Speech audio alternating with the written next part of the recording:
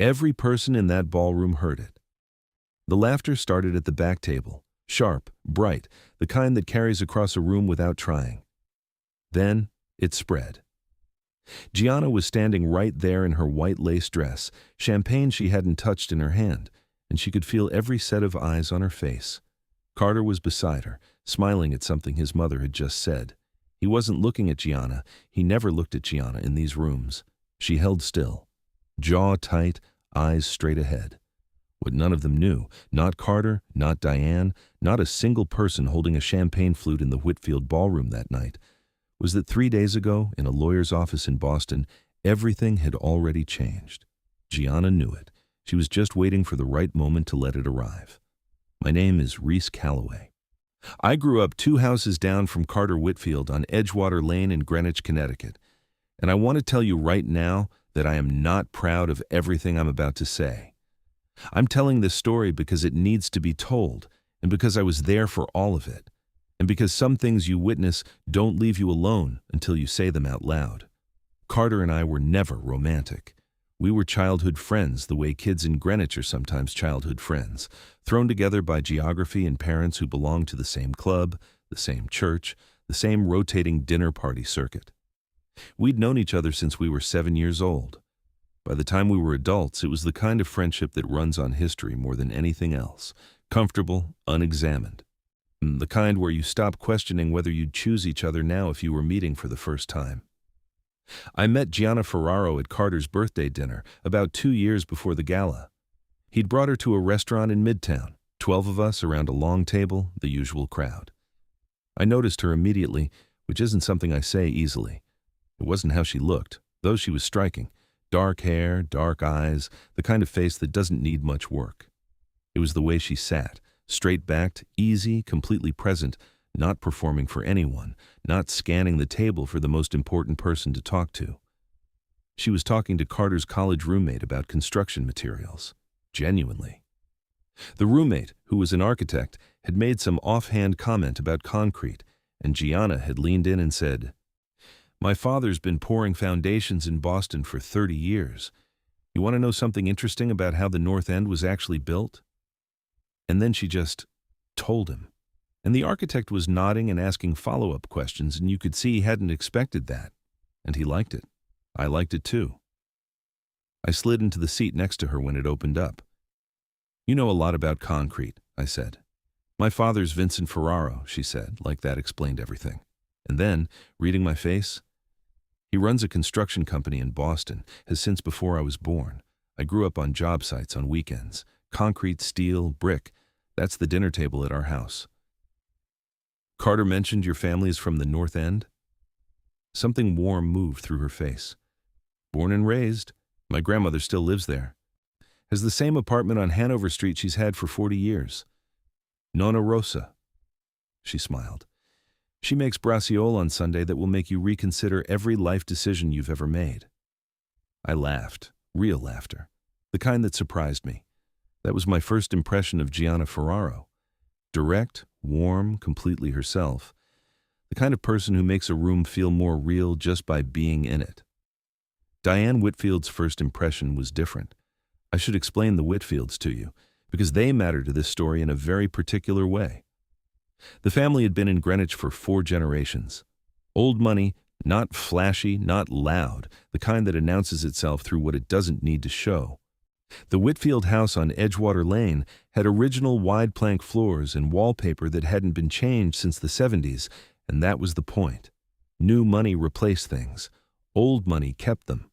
Diane was 72 and had been the center of that house since Carter's father died, which was going on 15 years now. She was a precise woman, thin wrists, hair always up, the kind of manners that feel like weapons if you're on the wrong end of them.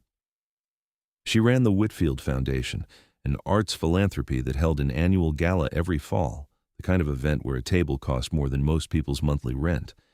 She'd been running it for 20 years, and it was hers in a way that only things you've controlled for 2 decades can be yours.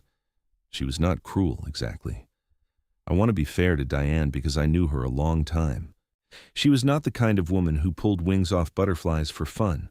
She was the kind of woman who had a clear and detailed picture of how things should be arranged and who applied steady, consistent pressure to keep everything in its proper place. People in their proper place. Families in their proper place. Gianna Ferraro, daughter of a Boston contractor, granddaughter of a North End immigrant, was not in Diane's picture. She never said that directly. She didn't have to. It came through in the question she asked. "And where did you study?" Followed by a small pause and a small nod when Gianna said, "UMass Boston." How lovely. The kind of how lovely that means how unfortunate. Comments about Carter's cousin who'd just married someone with such deep family roots in Connecticut, said at dinners where Gianna was present.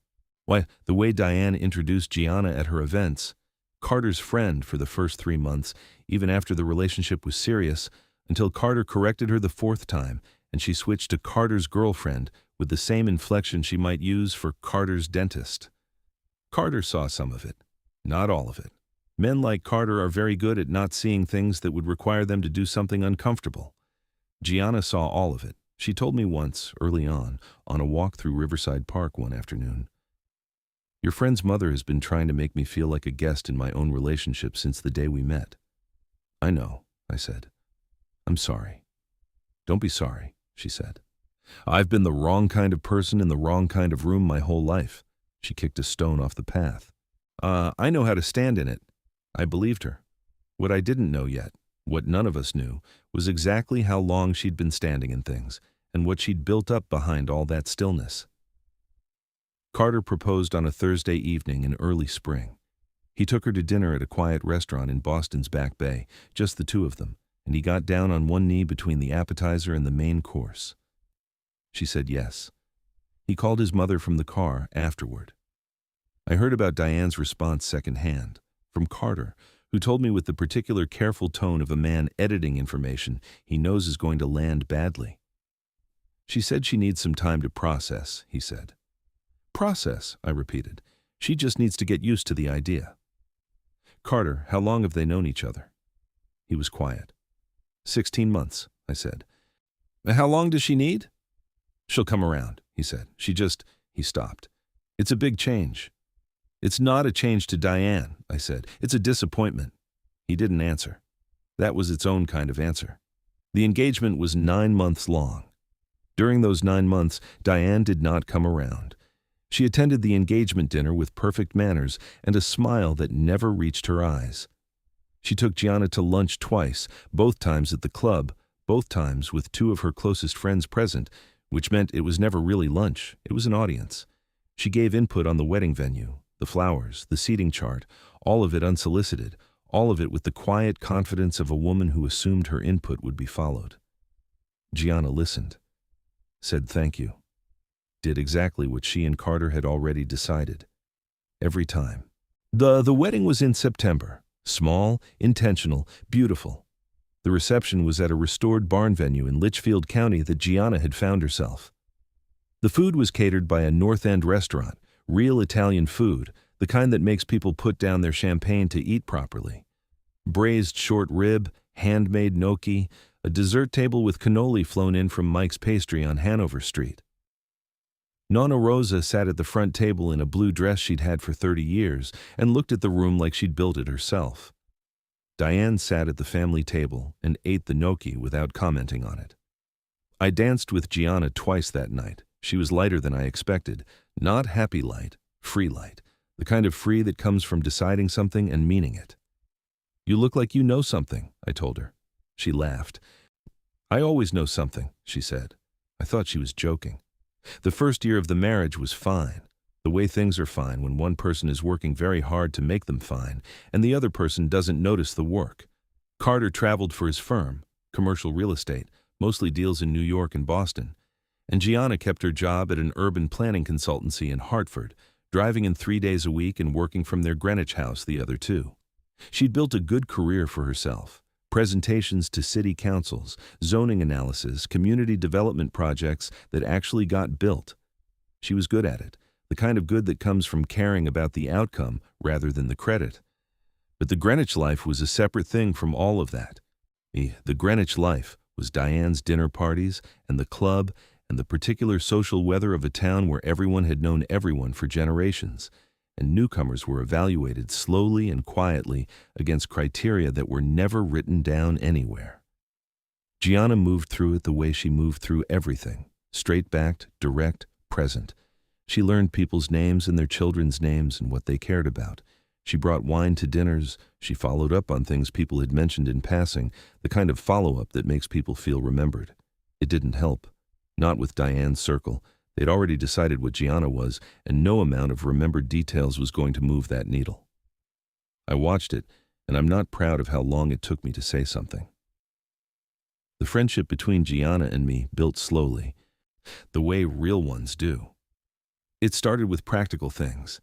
She needed someone to show her where the good grocery store was, which dry cleaner didn't ruin silk, which of Diane's friends was actually worth talking to versus which ones were just scouts reporting back. I knew all of it.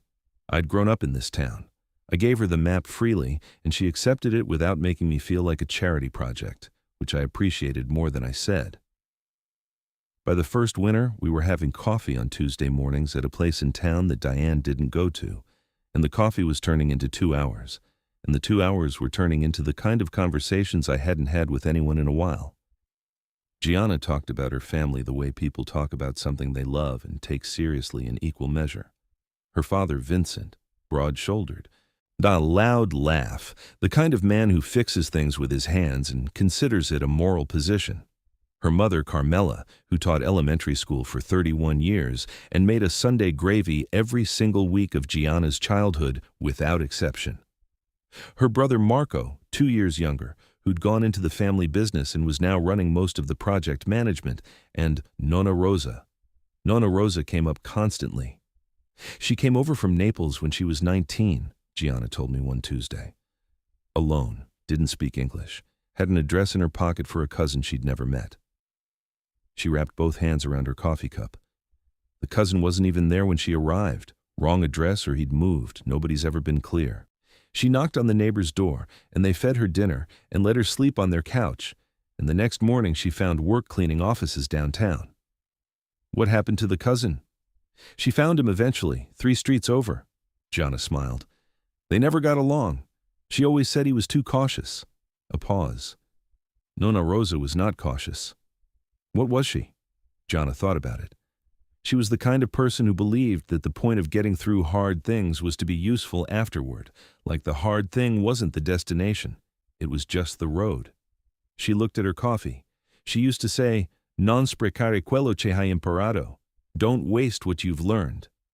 I didn't say anything for a moment. Then, she sounds like you. Gianna looked up. Something moved in her face, not surprise. More like being seen doing something you thought you were doing quietly. I'm trying, she said. The trouble with Carter that first year wasn't dramatic. That's the thing about this kind of trouble. It doesn't announce itself. It accumulates. It was the way he deferred to his mother's schedule over Gianna's preferences without discussing it. The way he forgot to mention events until the day before, events where Gianna would need to show up and perform in front of people who were still evaluating her. The way he said, my mother just wants what's best for us, in a tone that suggested the sentence ended there, that what's best was something already decided and not something the two of them needed to figure out together. Gianna brought it up, more than once, in the careful, direct way she brought up everything. Edith, I need you to be present when we're in those rooms, she told him one Sunday evening. They were in the kitchen, Gianna making pasta, real pasta, the kind Nonna Rosa had taught her, flour on the counter and the pasta machine clamped to the edge. I'm not asking you to fight anyone. I'm asking you to stand next to me like you know me. Carter leaned on the counter. I do stand next to you. You stand next to your mother, she said. She wasn't loud. She was precise. There's a difference. He was quiet. Carter. I hear you, he said. Hearing and changing are 2 different things. He heard her every time. The change came in smaller increments than the problem required. I knew about these conversations because Gianna told me. Not to build a case against Carter, she wasn't that kind of person, but because she needed somewhere to put it, and I was the somewhere she'd found. I took the responsibility seriously. I tried not to editorialize. I mostly failed at that. He's not a bad man, she told me once, stirring espresso at my kitchen table.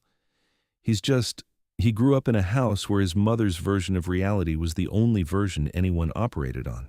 He doesn't even know he's doing it. That might be worse, I said. She looked at me.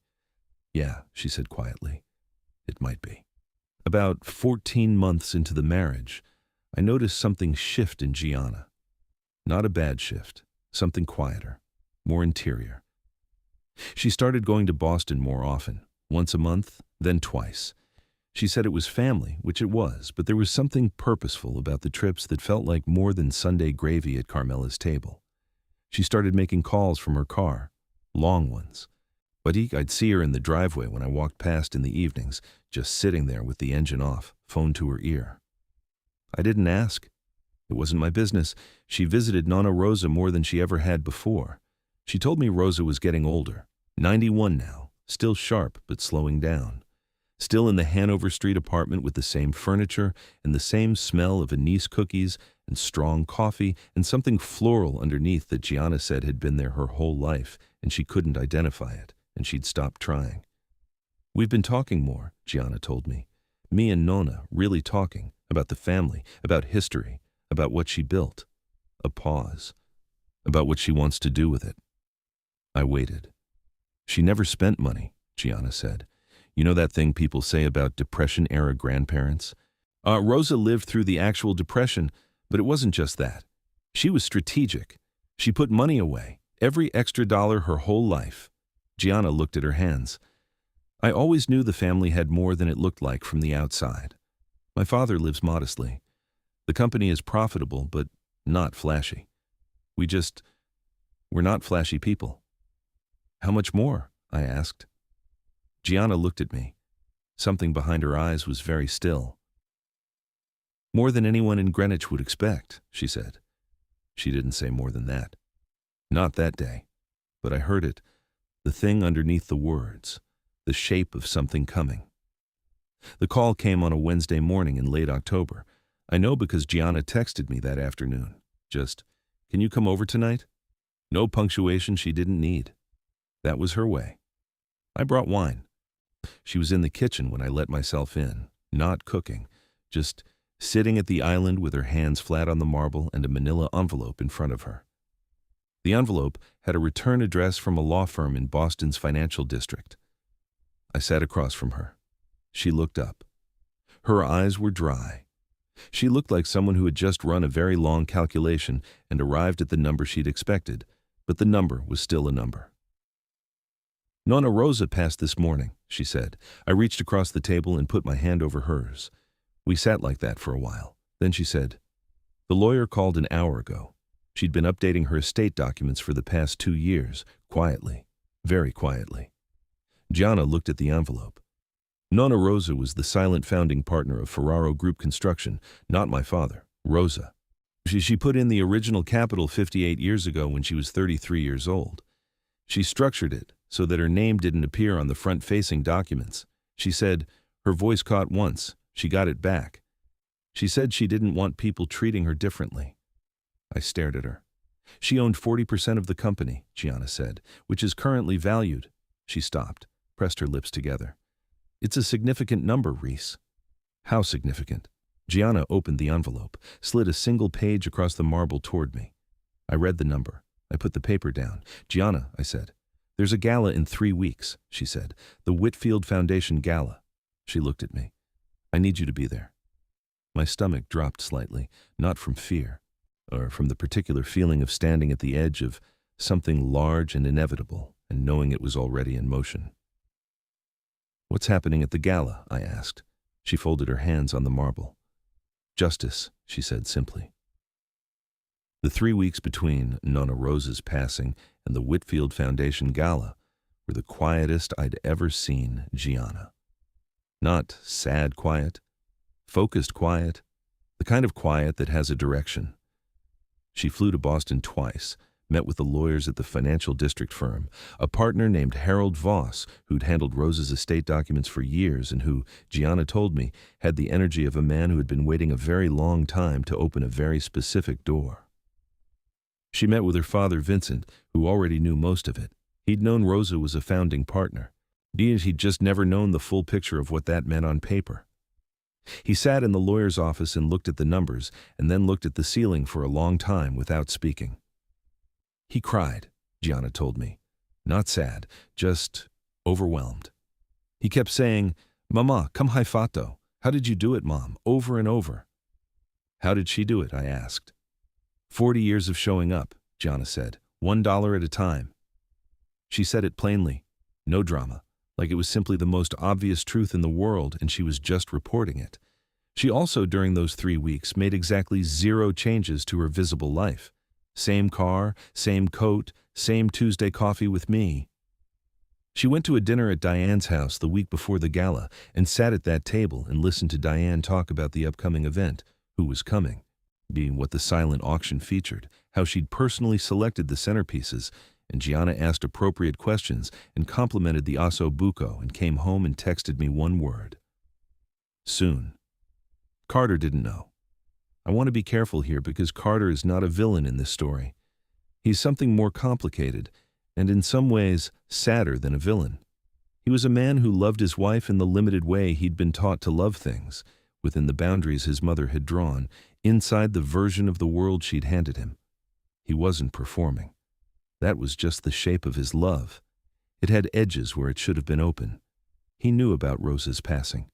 He came with Gianna to the funeral in Boston, a mass at St. Leonard's Church on Hanover Street, the church the Ferraros had attended for 3 generations. He sat in the pew and held Gianna's hand and was, by every visible measure, a present and attentive husband.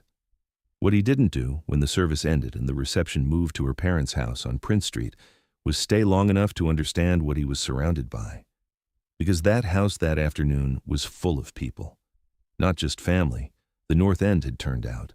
Neighbors Rosa had known for decades, people whose grandparents had come over on the same boats, business people, contractors, city councilors, a retired federal judge who'd grown up 2 streets over and called Rosa Zia aunt, even though they weren't related by blood.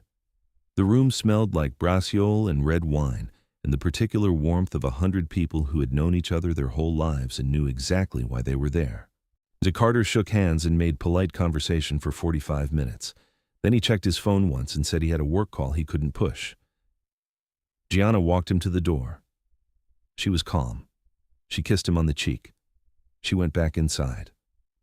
I watched her move back through that room, stopping to hug an elderly woman, bending down to talk to someone's toddler, accepting a plate of food she didn't need because the person offering needed her to take it. And I thought, Carter has no idea what he keeps leaving early. The gala was on a Friday evening at the Whitfield estate.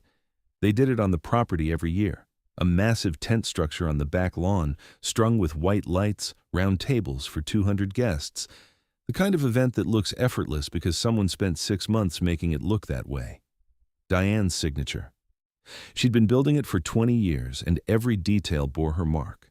The flowers, the lighting, the order of the program, especially the program. I arrived at 7. The tent was already full, the particular low roar of 200 people in formal wear with open bars and something to prove. I found my table, said hello to the people I knew, accepted a glass of champagne from a passing tray. Gianna arrived at 7:15. She was in the white lace dress.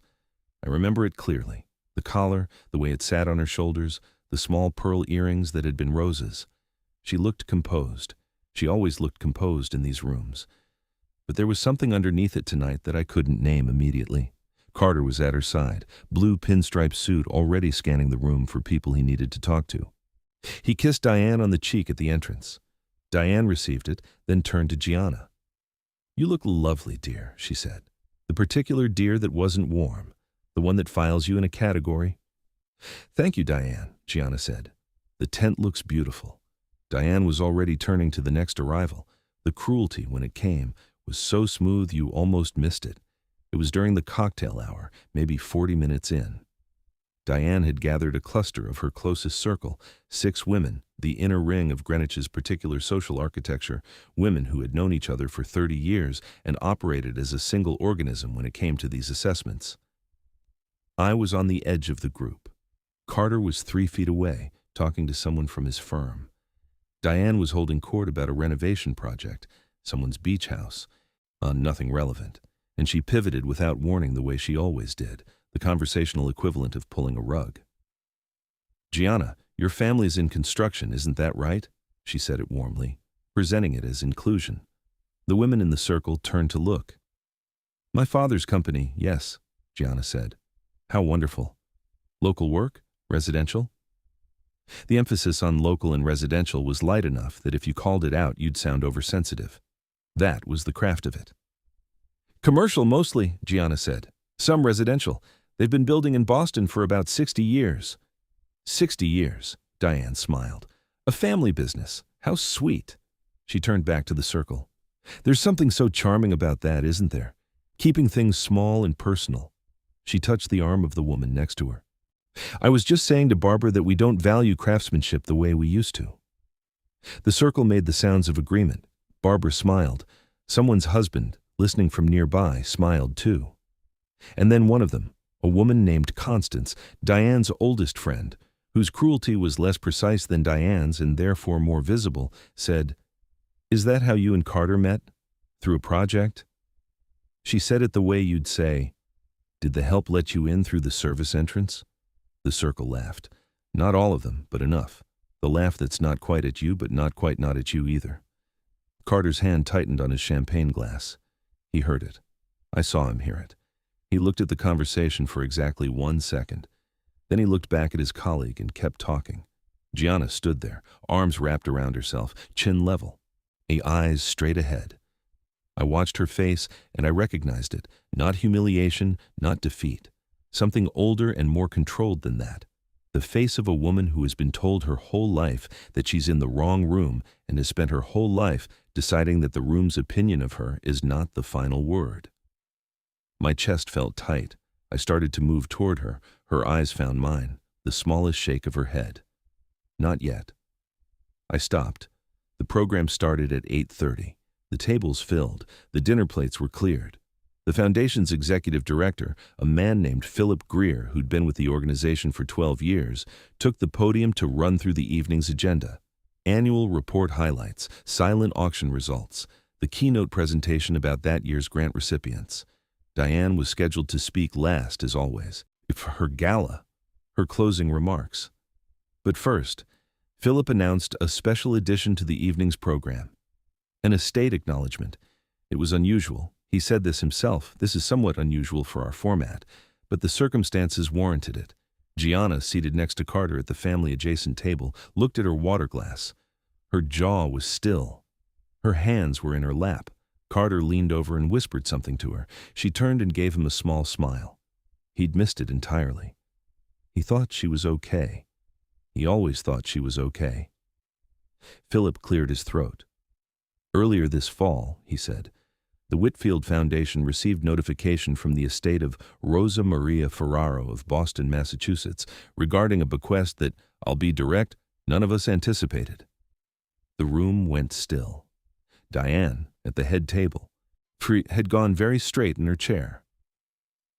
Rosa Ferraro was a founding partner of Ferraro Group Construction, a Boston-based commercial construction firm now operating in its 6th decade. Philip looked down at the paper in his hands and back up. "Her estate has designated a gift to the Whitfield Foundation in the amount of," he said the number, 200 people inhaled at the same time, "to be directed toward the Foundation's Affordable Arts Access Initiative over the next 10 years. He set down the paper. "This is the single largest individual gift in the Foundation's history." The room was absolutely, completely silent for 3 full seconds. Then Philip said, "Mrs. Ferraro's estate has designated her granddaughter, Gianna Ferraro Whitfield, as the family representative in all Foundation matters related to this bequest. Gianna, would you stand?" Gianna stood. White lace dress, pearl earrings, straight-backed and easy and completely present. She looked at the room, 200 faces looking back. Constance's champagne glass was halfway to her mouth and frozen there. Diane had not moved. Her face was a careful, controlled thing, but underneath the control, something was shifting. I could see it from across the tent. Carter was staring at his wife. Gianna didn't look at any of them specifically. She looked at the room the way Nonna Rosa must have looked at a lot of rooms in her life, like she'd already decided what she was worth and was just waiting for everyone else to catch up. She nodded once at Philip. She sat back down. And the applause, when it started, was the loudest sound I'd heard in that tent in all the years I'd been coming to these things. The applause lasted longer than it should have. That's how I knew the room understood what had just happened. Not just the gift, the size of it, the history of it, the name attached to it. 200 people in formal wear recalibrating in real time. You could feel it. The particular social electricity of a crowd that has just been handed new information and is rapidly reassembling its picture of someone they thought they already understood. Constance put her champagne glass down. I watched Diane. She was applauding. Of course she was applauding. You applaud at these moments, or you announce yourself. Her hands came together in the correct rhythm, and her face held the correct expression, and from 10 feet away she looked like a woman receiving wonderful news with grace. From where I was sitting, 4 feet to her left, I could see her jaw. It was working, very slightly, the way a jaw works when the teeth behind it are pressed together harder than usual. Carter leaned close to Gianna. I couldn't hear what he said. She turned to him and answered, short, and then she picked up her water glass and drank from it and looked at the podium where Philip was moving on to the next item on the program.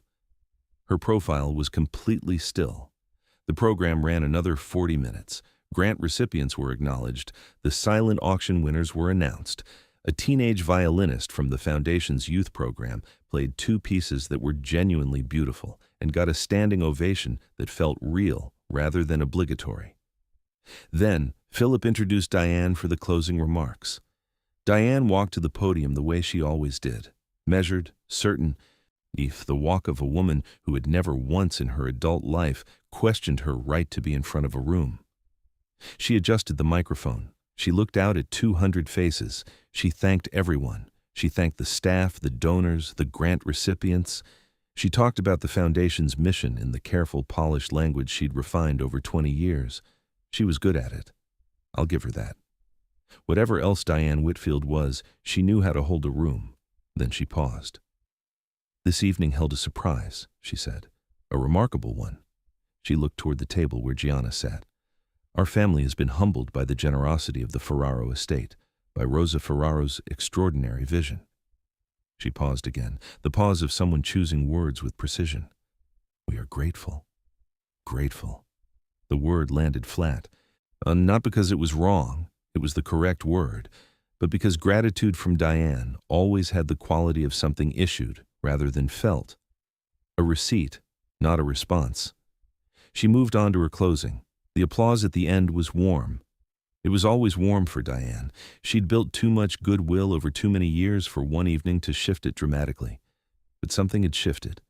I could feel it in the room. The weight distribution had changed, like furniture rearranged in a space you've known a long time. Everything's still there, but you keep catching it differently out of the corner of your eye. The cocktails after the program were when it all came apart, not loudly. The Whitfield Foundation gala was not the kind of event where things came apart loudly, but they came apart. Carter pulled Gianna aside near the edge of the tent, D close to the exit to the garden. I was 2 tables away, and I wasn't trying to overhear. I just did. Why didn't you tell me? He said. His voice was low, controlled at the surface, something else underneath. Tell you what, specifically, Gianna said. About the estate, about the amount, about any of it. I found out 3 weeks ago, she said. Nonna Rosa passed 3 weeks ago. I've been in Boston twice dealing with the legal side. You knew I was going to Boston. You said it was family. It was family, she said. Gianna. His voice dropped lower. Do you understand what this looks like, that you didn't tell me? Her head tilted slightly. What does it look like, Carter? He didn't answer immediately. Say it, she said. It looks like you were keeping something from me. I was managing my grandmother's estate, she said, while grieving, without making it a production. A pause. What exactly should I have told you sooner? The dollar amount? Would that have changed how you sat at dinner with your mother last week? His jaw tightened. Would it have changed anything? She said. That one landed. I watched it land. His shoulders moved slightly, not a flinch, more like the adjustment of someone who has just stepped on uneven ground. That's not fair, he said. The cocktail hour was not fair, she said quietly. Constance's comment was not fair. 3 years of your mother making me feel like a guest in my own marriage was not fair. She looked at him. I'm not angry about tonight, Carter. I'm tired. Those are different things. He opened his mouth. I'm going to say goodnight to Philip and then I'm going to get my coat, she said. You can ride home with me or you can stay. But I'm not standing in this tent having this conversation right now. She walked away. He stood there holding his champagne glass and looking at the middle distance with the expression of a man who has just realized that a number of slow-moving things have arrived at the same place at the same time. I found Gianna near the coat check. She was standing with her eyes closed for exactly 3 seconds. Just 3. Then she opened them and she was herself again.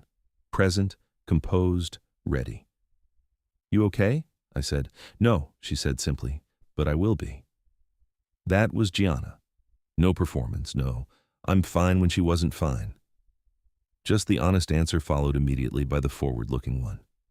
He didn't know, I said. I know he didn't know. She accepted her coat from the attendant. That's part of the problem, Reese. He didn't know because he never looked, not at my family, not at what I actually came from. He decided what I was in the first year and he never updated the picture. She pulled the coat on. His mother has a detailed picture of me. Wrong, but detailed. Carter has a vague one. I'm not sure which is lonelier. I didn't know what to say to that. Constance's comment, I started. Forget Constance, she said. She said it without heat, like Constance was a footnote. Constance is just what happens when someone like Diane runs a social circle for 30 years. She's not the point. What's the point? Gianna looked at me. Her eyes were clear, tired but clear.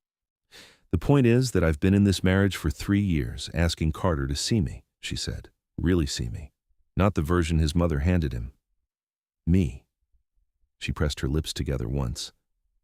Tonight wasn't about the money. I don't care about the money as a weapon. I care about it as a fact. As a truth about where I came from that this family never bothered to understand because they decided before they knew. She looked at the floor. Rosa worked her whole life and never let anyone use what she'd built to make her small. I've been letting people make me small for 3 years and calling it patience. The tent behind us buzzed with 200 people rearranging their understanding of the evening. Outside, the Greenwich night was cold and clear. What happens now? I asked. She pulled her coat tighter. I go home, she said. And Carter and I have an honest conversation, maybe the first really honest one. She looked at me. Either he's the person I married in that barn in Litchfield County, or he's not. Her voice was steady. I need to find out. Carter came home an hour after Gianna. I know because she texted me at 11:15. He's here. We're talking. Then nothing until morning. I won't tell you what happened in that house that night in detail because it belongs to them, and Gianna only told me pieces of it later, when enough time had passed that the pieces were history rather than wounds. What I know is that Carter sat across from his wife and heard things he'd been half hearing for 3 years, with the volume finally turned all the way up. She told him about Constance. She told him about the Tuesday lunches with his mother's friends where she was introduced as Carter's wife with the same energy as Carter's parking ticket. She told him about the dinner parties where she'd watched him look to his mother before he weighed in on anything that touched the family. She told him about the funeral, about the retired federal judge who called Rosa Zia, about the North End turning out, about the room full of people whose lives Rosa had touched with her money and her work, and her absolute refusal to be small. She told him she'd watched him leave that reception early. She told him that was the moment she understood something she hadn't wanted to understand. Carter listened. I believe that. I believe he actually listened because Gianna would have known if he hadn't, and she would have told me. And she didn't tell me he didn't listen. She told me he was quiet for a long time after, that he asked questions, real ones, the kind that mean you're trying to rebuild the picture rather than defend the old one. She told me he said, I didn't see it. And she said, I know. And he said, that's not an excuse. And she said, no, it's not. Diane called the next morning. Gianna told me about this with the kind of flat, steady tone that meant she'd been expecting it and had prepared accordingly. She called at 8:45, Gianna said, Carter was in the shower, I answered. What did she say? She said last night was wonderful, and the foundation was deeply grateful, and she hoped it didn't put Gianna in an uncomfortable position being recognized publicly like that. Gianna's voice was careful and even. She said it like she was doing me a favor, like the recognition was something that might have been embarrassing for me. What did you say? I said, "Thank you for calling, Diane. I'll let Carter know you rang." A pause, and I hung up. Short, clean, final. I laughed despite myself. Gianna. I'm done being managed, she said simply. She had 3 years. I was patient and I was present and I brought wine to every dinner. Her voice didn't rise. I'm done. Something shifted in my chest hearing her say it. Not relief exactly. More like the feeling of watching a window open in a room that's been closed too long. The week after the gala was the quietest week of their marriage, not the cold quiet of two people avoiding each other. The heavy quiet of two people who have said true things out loud for the first time and are now living inside the weight of them. Gianna told me it felt like the whole house was holding its breath, like even the rooms knew something was being decided. Carter went to work, came home. They ate dinner together. They talked about practical things, the day, the news, a leak under the kitchen sink that needed fixing. Normal surface conversation stretched thin over something that had no surface at all. She told me she'd lie awake at night listening to him breathe and trying to figure out if she was waiting for something to change or waiting for herself to accept that it wouldn't. I keep asking myself the same question, she said. We were at the coffee place on a Tuesday, but she hadn't touched her cup. It was going cold in front of her. Do I love him, or do I love who I thought he was at the beginning? Because those might be two different people. I didn't answer. It wasn't my question to answer. At the restaurant on his birthday, she said, when I talked to that architect about concrete, Carter watched that whole conversation and afterward he said, "I love watching you light up like that." He said it like he saw me. She looked at the table. I've been chasing that version of him for 3 years. Is he still in there? I asked. She was quiet for a long time. I don't know, she said. That's the problem. I don't know if I stopped being able to see him clearly or if he stopped being him. The conversation that mattered happened on a Thursday evening, not planned. Those never are. Carter came home from the city earlier than usual, coat still on, and found Gianna at the kitchen table with her laptop and a half-eaten bowl of pasta she'd made for herself without waiting for him. He stood in the doorway for a moment, then he hung up his coat and sat down across from her. She closed the laptop. He put his keys on the table, looked at them, then at her. I called my mother today, he said. Gianna waited. I told her that what happened at the cocktail hour, Constance's comment, the way she introduced it, wasn't acceptable. He said it carefully, like he'd rehearsed it enough that it came out even. I told her I should have said something in the moment and I didn't, and that I was sorry for that. Gianna's hands were flat on the table. What did she say? She asked. She said Constance was just making conversation. His jaw moved. I told her that wasn't good enough. Silence. Carter. I'm not done, he said. He wasn't loud. He had his father's voice when he was serious, low, measured, each word carrying weight. I've been thinking about what you said, about the funeral, about me leaving early. He looked at the table. You're right that I didn't stay long enough. You're right that I never went looking, at your family, at what you came from. He pressed his lips together. I decided I knew, and I stopped looking, and that's... He stopped. Say it, she said, gently. That's the same thing I've been letting my mother do to you, he said, just quieter. The kitchen was very still. Outside the window, the November dark had come down early, the way it does in Connecticut by late fall, and the kitchen light was the warmest thing in the world right then, and also somehow the saddest. Gianna's eyes went wet, and she didn't blink it away. She just let it be there. I know it doesn't fix 3 years, he said. No, she said, but I need to know if there's something left to fix. He looked at her. The careful control slipped slightly, just at the edges, just enough. Because I don't want to lose you, Gianna. I know I've been bad at showing that. I know that saying it now maybe sounds like... He stopped again. Like it took a number on a piece of paper, she said quietly. He flinched. Yes. She looked at him for a long time. I only know this part because she told me later. Word for word, the way you tell things when they've carved themselves into you. She said she sat there and felt two things at the same time and couldn't separate them. The part of her that had waited 3 years to hear him say something real, and the part of her that didn't know if real was enough when real had taken this long to arrive. She thought about Nonna Rosa. She thought about the apartment on Hanover Street and the furniture that hadn't moved in 40 years and the smell she could never identify. She thought about Rosa coming off a boat at 19 with an address that turned out to be wrong and knocking on a stranger's door anyway. She thought about what Rosa had said every time Gianna called from Greenwich feeling small and worn down. The same thing every time, delivered in the particular mix of Italian and English that was Rosa's natural register. Non lasciare che qualcuno ti convince di essere meno di quello che sei. Don't let anyone convince you that you're less than what you are. And then, but Gianna. Being strong doesn't mean being alone. She called me that night at 10:30. I was already in bed. I picked up on the second ring. Hey, I said, you okay? A pause, the kind with texture. He told his mother, she said. He actually told her. I know, you told me. I keep waiting for it to feel like enough, like one conversation should tip the scales. Her voice was rough at the edges.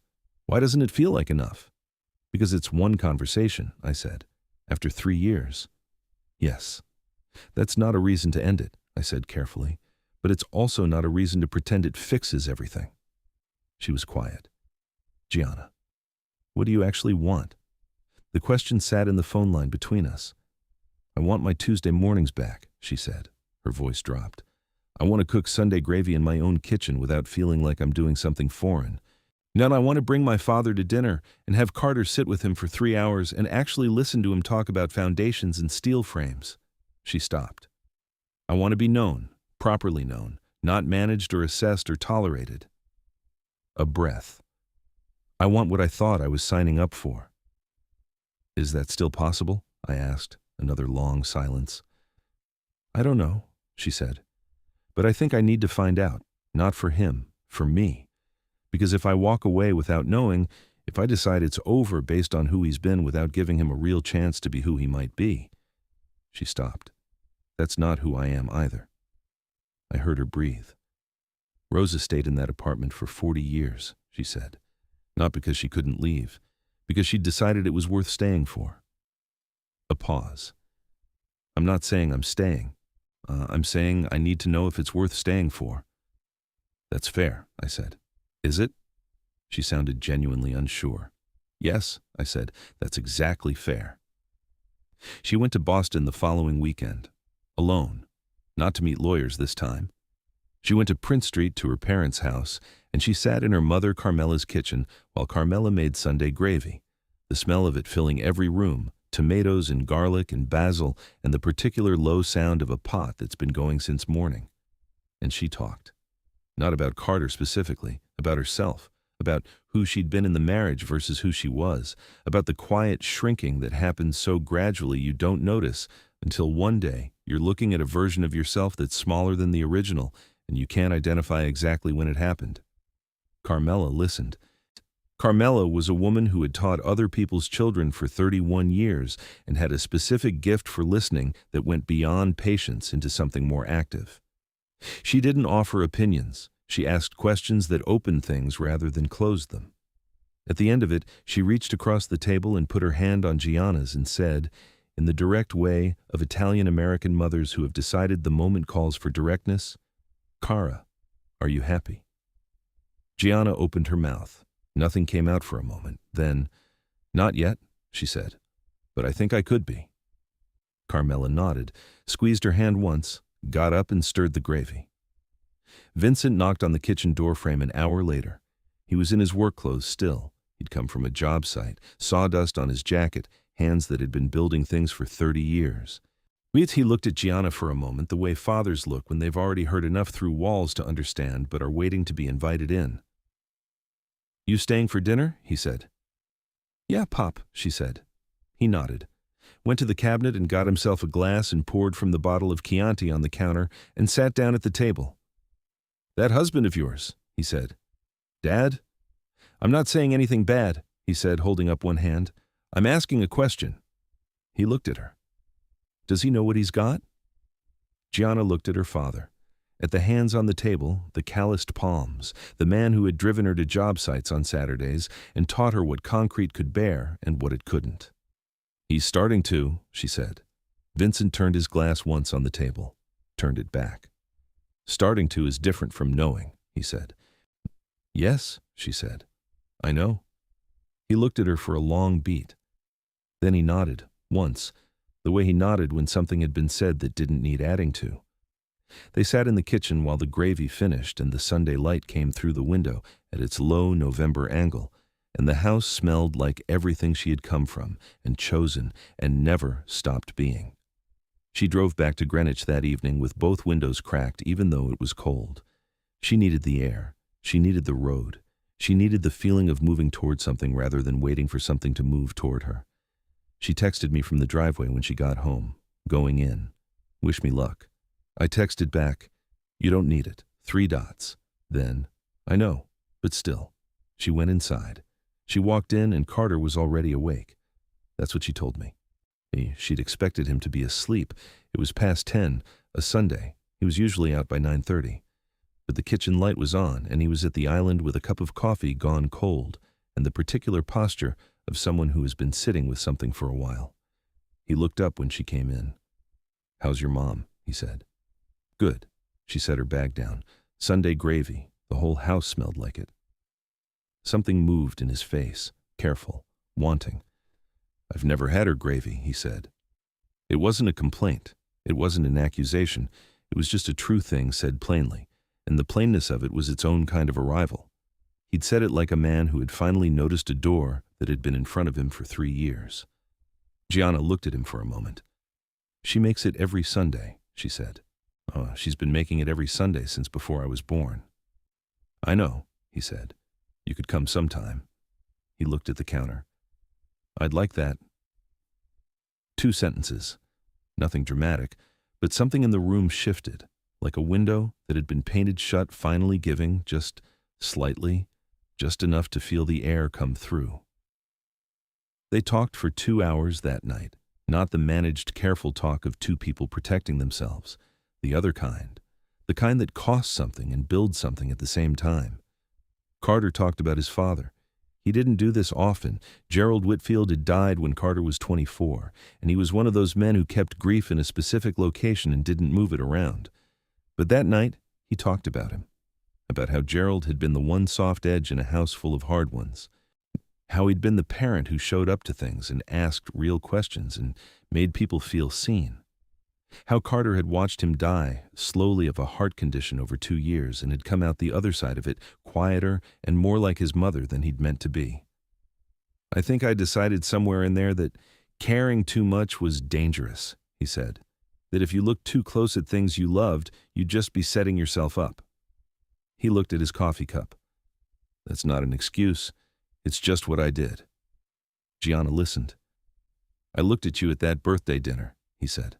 "That first night, you were talking to that architect about concrete and your whole face was, you were so there, completely there." He paused. "I fell in love with you in that 10 minutes. And then I spent the next 3 years not being anywhere near as present as you were." She was quiet for a moment. "I needed you in those rooms, Carter," she said, "not to fight anyone, just to be next to me like you meant it." "I know. Do you know what it feels like to be in a room full of people who have already decided what you are?" she said. "To smile and bring wine and remember everyone's children's names and still feel like a guest?" "No," he said. "I don't. And I should have asked sooner." "You should have," she said. "I'm asking now." She looked at him. The kitchen light was warm. Outside, the Connecticut night was cold and quiet. "It feels like being a translation of yourself," she said. "Like the real version of you exists somewhere else, in your mother's kitchen, at your grandmother's table, in the North End on a Sunday, and the version you bring here is an edited one, smaller, careful, missing things." She pressed both hands flat on the island. "I'm done being the edited version." "Good," he said immediately. She blinked. "I mean it," he said. I don't want the edited version. I never did. I didn't make it safe enough for the real one to show up. He looked at her directly. I want to fix that. If you'll let me. The question sat between them. Gianna looked at her husband, the man from the birthday dinner who had watched her light up talking about concrete and said he loved watching her light up. The man who had left her grandmother's funeral reception early for a work call. Both of those men were real. Both of them were him. She thought about what her father had said. Starting to is different from knowing. She thought about what Rosa had said. Being strong doesn't mean being alone. I'm not going to manage this, she said finally. I'm not going to smile and make it easy. If we're doing this, we're doing it honestly. That means your mother. That means the way you disappear in those rooms. That means Sunday gravy in Boston with my family at least once a month. Okay, he said. I mean it. So do I, he said. And then, quieter, Gianna, I'm sorry. Not a general sorry. I'm sorry for Constance's comment and not saying something. I'm sorry for every dinner party where I let my mother introduce you as an afterthought. I'm sorry for the funeral. His voice dropped. I'm sorry I left early. She looked at him for a long time.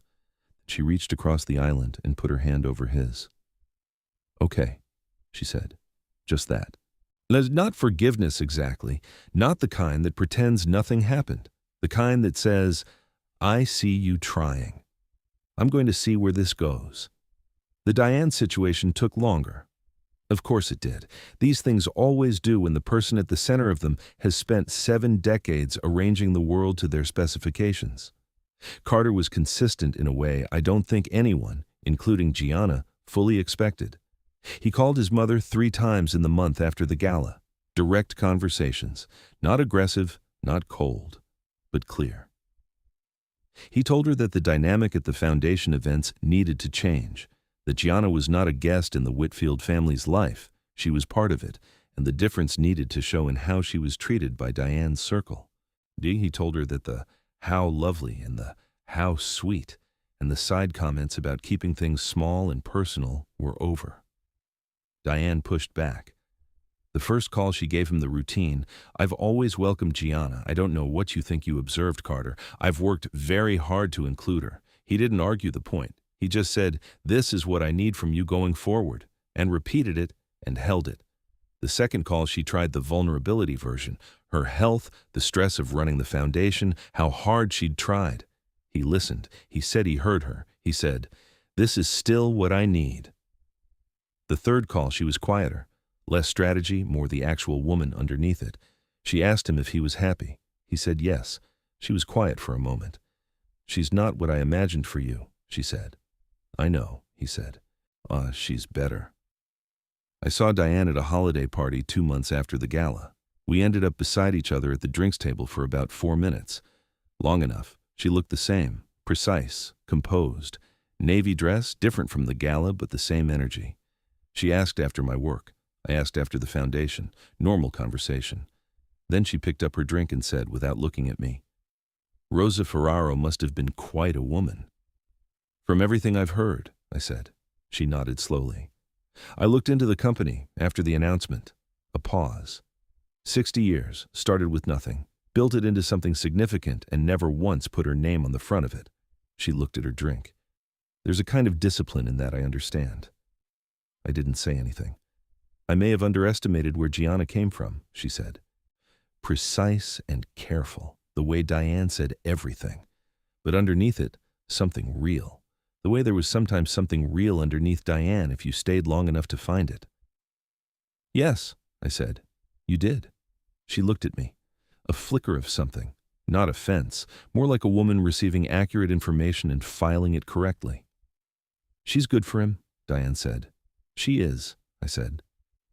Diane picked up her drink and moved away. That was as close to a full reckoning as Diane Whitfield was going to get. I understood that. Some people dismantle their certainties loudly and publicly. Diane was doing it in the small, quiet way of someone who has too much pride for the loud version, but enough honesty for the quiet one. It wasn't everything, but it was something, and it was hers. The first Sunday gravy dinner in Boston happened 6 weeks after the gala. Carmela's Kitchen, Prince Street. The whole family, Vincent and Carmela, Marco and his wife, two of Marco's kids running around the living room, a neighbor who'd been coming to Sunday dinner for 20 years, and nobody questioned anymore. Carter drove them up. He didn't check his phone once. He sat at the kitchen table while Carmela cooked, and he asked her questions. Real ones, the kind that meant he was trying to understand rather than just fill silence. About the recipes, about where they came from, about Rosa, who Carmela had known for 40 years and could talk about for hours. Vincent came in from the garage at some point, still in his work jacket. Biden and Carter stood up and shook his hand, and they ended up at the table for 2 hours, while the women cooked and the kids played and the gravy filled the whole house with the particular smell of a Sunday that has been building since morning. I know this because Gianna texted me a photo from the kitchen doorway. Carter and Vincent at the table, heads bent together over something. Vincent was showing him something on a piece of paper, a blueprint maybe, one of the job sites. Carter was leaning in, asking questions, actually there. The caption was one word: finally. I drove through the North End one afternoon the following spring. I'd been in Boston for work and I had an hour to kill, and I found myself on Hanover Street without entirely planning to. The neighborhood was doing what it always does in spring, coming back to life. On the tables outside, the smell of bread from somewhere close, the particular density of a place that has been continuously inhabited by people who care about it. I stopped in front of the building where Rosa's apartment had been. 4th floor. The windows were open. Someone had put a plant on the sill. I stood there for a minute and thought about a woman who came off a boat at 19 with an address that turned out to be wrong and knocked on a stranger's door anyway. Who cleaned offices for 6 years and saved every extra dollar and built something 60 years long and never put her name on the outside of it. Who sat at a front table in a blue dress she'd had for 30 years and looked at a wedding reception like she'd built it herself. Who told her granddaughter, "Don't waste what you've learned." I thought about Gianna standing in that Whitfield tent in her white lace dress while 200 people recalibrated, not fighting, not performing, just standing there in the truth of where she came from and letting it speak for itself. Rosa had done the same thing her whole life, just in rooms nobody thought to look in. I pulled out my phone and texted Gianna, "I'm on Hanover Street, thinking about Rosa." 3 dots, then, "Me too, every day." A pause, then, "Come to Boston next Sunday. Carmela's making braciole." I put my phone away and stood there one more moment in the spring North End air, the bread smell and the street noise and the plant on the 4th floor windowsill. And I thought about what it costs to know who you are in a room that's decided it knows better, and what it looks like when you just wait for the truth to catch up. About a year after the gala, the Whitfield Foundation's new Affordable Arts Access Initiative launched its first program, a mentorship pipeline connecting Greenwich students with Boston community artists. The announcement named the Ferraro gift as its founding endowment. Gianna chaired the selection committee. She did it from her parents' kitchen table on a Sunday afternoon, laptop open, Sunday gravy on the stove, Carter across from her working on something of his own, the kids from Marco's family running through the hallway. She looked exactly like herself.